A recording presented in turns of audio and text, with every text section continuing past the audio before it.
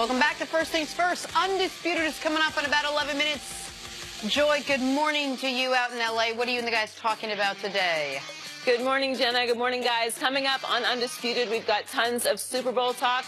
Did the Brady-Belichick legacy take a hit last night? And what will the Eagles do now with Nick Foles? Plus, Eric Mangini and Mark Schlereth are in studio with us. Undisputed is coming up next. Jenna, back to you guys. Mangini's cheating on us. Thanks, Joy. We look forward to that.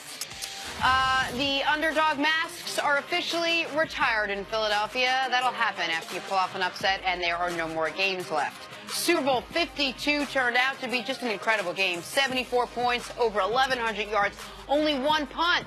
When all's said and done, the Eagles bested the mighty Patriots behind an incredibly coached game from Doug Peterson. Nick Foles led the way, throwing for 373 yards, 3 touchdowns, one adorable baby. He even caught his own touchdown pass. Here he is after the game. We have such a great group of guys, such a great coaching staff. We felt confident coming in, and, you know, we just went out there and played football. You know, we played this game since we were a little kid. We've dreamed about this moment. There's plenty of kids watching this game right now dreaming about this moment. Someday we'll be here. And to be here with my daughter, my wife, my family, my teammates, this city, we're very blessed. Get to this point, a lot of people, counted us out, but that locker room believed in each other, believed in me, and I got a great staff and great players, and we found a way to get it done. Proud of the way our players, coaches, everybody competed for 60 minutes. Just wasn't quite enough. We weren't able to perform at our best. You know, you can't win the game if you're not in the game, and you play to win, and sometimes you lose. And I'm disappointed. Wish we could have done a better job, but we fought to the end. And I give the Eagles a lot of credit. They played a great game. They got a great team, and those guys played really well. All right, CC, any way you look at it, the Eagles went into this as underdogs, even if they had, besides the quarterback position, position by position, an equal, if not better roster. How are they able to pull off this upset? I think from a game planning standpoint, we've gone over Nick Foles and what we feel like from a coaching standpoint, the amount of confidence, their aggression in the passing game, how they were going to take chances down the field. Also, how they switched up the game plan. They started out with one receiver, Jeffries getting the ball. Then the middle part of the game, second, third quarter, Nelson Aguilar, he was their key guy. And then, third and fourth down, though, Zach Ertz, and in the fourth quarter. So there are a number of different ways, but you could see from a scheme standpoint, we talked about Graham getting the big sack later after moving him from a defensive end inside.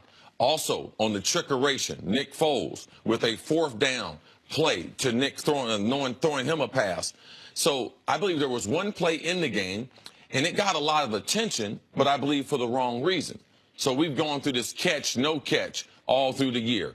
Controversial Jesse James in the Pittsburgh versus New England game. But in this game, I saw Doug Peterson take a formation that New England uses, flexing the tight end, Zach Ertz out to the side. Now you have Harmon, who's a defensive back. He's in man-to-man, and they motion him out. This is the way New England does, so they can find out if you're in man-to-man. But they vacated the middle of the field because they have trips to the right. Zach Ertz, typically when a tight end is flanked out like that, they run the fade pattern to the corner pylon. Same thing New England did. But they switched it up. They put Zach Ertz, who's great route runner. He has a great change of direction. He runs a 3-step slant against Devin McCourty, which Devin McCourty's not used to covering a tight end outside the numbers, and breaks across his face. People were contemplating, was it a catch or no catch, but they missed the play, how Peterson set this up throughout the football game and took something that New England does, clear the middle of the field, indicate man-to-man, which he was able to do, and Nick Foles had an easy throw and catch for one of the biggest plays in Super Bowl 52. And go throw it to your best guy. Zach Ertz had been their best guy on that drive. He had 3rd and 6 early. Who do they go to? Zach Ertz. On that drive, 4th and 1. An underrated, ballsy play call. I mean, you're at midfield, 5.5 minutes left, 1-point game in the Super Bowl. No question about it. We're going for it. 4th and 1. They go to Zach Ertz. And they go to Zach Ertz. Probably should have said gutsy play call. And then on the touchdown, they go to Zach Ertz again. So, like, and by the way, CeCe mentioned everyone was focused, catch, no catch. That was, by any definition in football, that was a catch. He caught the ball, took 2 steps, and then got hit. That's why he went to the ground. It was not the Jesse James play. If people want to argue about the Corey Clement play, I understand that. That seems to have been called inconsistently all year long, but I'm not going to cry about a call going against the Patriots because they rarely do. But I want to mention 3 reasons that I think they were able to win this football game. 1, and you saw it early on, unbridled aggression by the head coach, Doug Peterson. We are here to win this game, not stay in it, not do what the Jags did, which is get a lead and then take your foot off the gas. No. We're going to go for 2 early. Doesn't work out. Guess what? We're not going to be cowed by that. 4th and 1 from the goal line. Not only are we going for it, we're going to call the trickiest of all trick plays. We're going to have a skill position player throw it to the quarterback on a reverse. And it's not a play they've been working on all season. They've only been working on it. Yeah, in the last couple weeks they've worked on it 6 times. And so that's point 1. Point 2 is I do not want it to get lost. One of the best drives in Super Bowl history. The Pats take the lead with 9.5 minutes left in this game.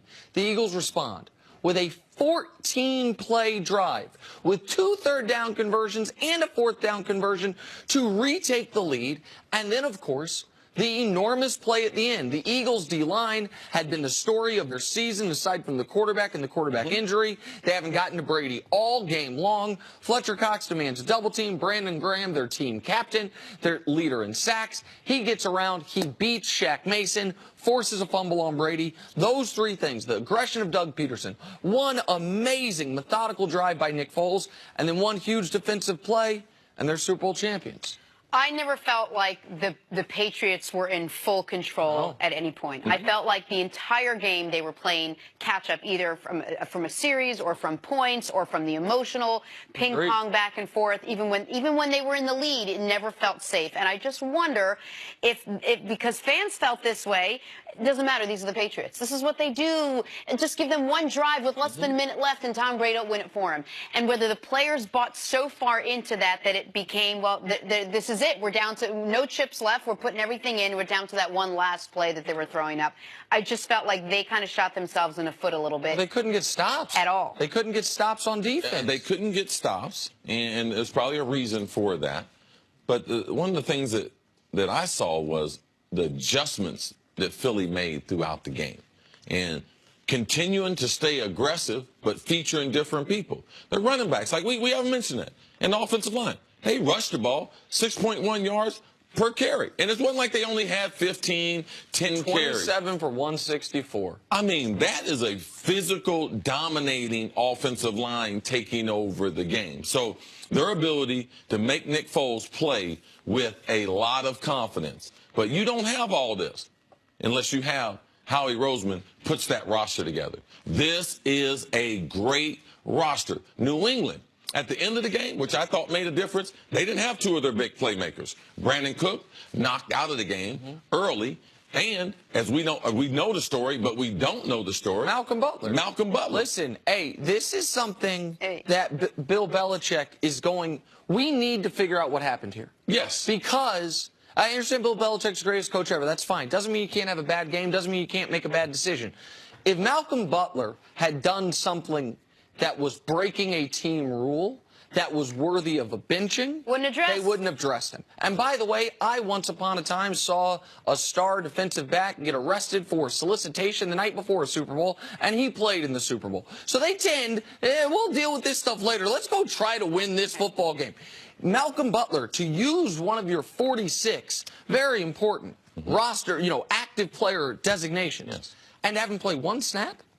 When none on defense, when he had led the team in percentage of defensive snaps played all year, and played 100% of the snaps in the 2 playoff games leading up to and was involved in all the Patriots practices as a starter when they arrived in Minneapolis. So Rowe, who filled in for him, said he was surprised. Yeah. So even if the coach was going to start him, you'd think that you would tell the guy that's going to replace him. You just said Rowe didn't even know till right before the game. He was told right after the national anthem he's starting. And I'm sure when he found out he's starting, he didn't think that meant Malcolm Butler's never – Jonathan Batamosi is going to get snaps in front of him.